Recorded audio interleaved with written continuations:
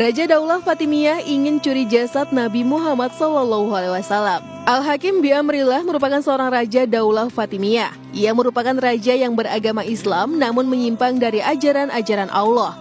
Al-Hakim berniat mencuri jasad Nabi Muhammad untuk menarik perhatian dunia kepada dirinya dan negerinya.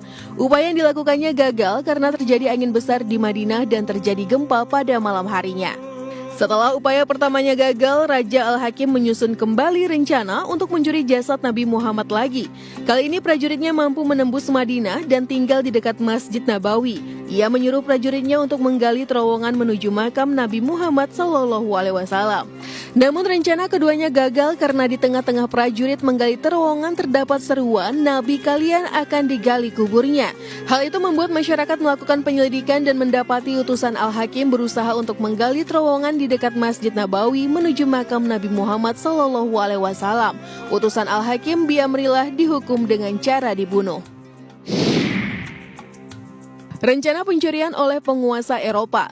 Pada tahun 1164 atau 557 Hijriah terjadi upaya pencurian jasad Nabi Muhammad oleh penguasa Eropa. Saat itu merupakan masa terjadinya perang salib sehingga membuat keadaan umat Islam melemah. Penguasa Eropa sepakat untuk mencuri jasad Nabi Muhammad.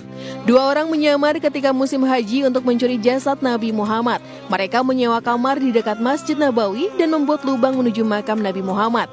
Namun upaya yang dilakukan gagal karena Sultan Nuruddin yang berasal dari Suriah bermimpi didatangi Nabi Muhammad dan menyuruhnya untuk pergi ke Madinah menyelamatkan jasadnya dari 2 orang kulit putih. Nuruddin datang ke Madinah dan mendapati 2 orang yang berusaha menggali terowongan menuju makam. Kedua orang utusan penguasa Eropa itu dibunuh dan jasadnya dibakar di luar Masjid Nabawi.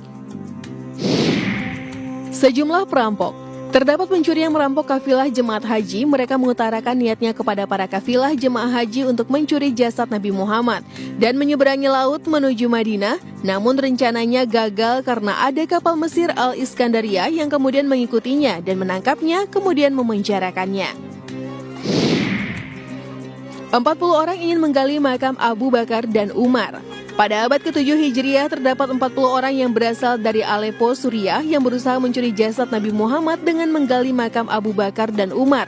Mereka menyogok gubernur Madinah dengan membukakan kamar di mana makam Rasul berada.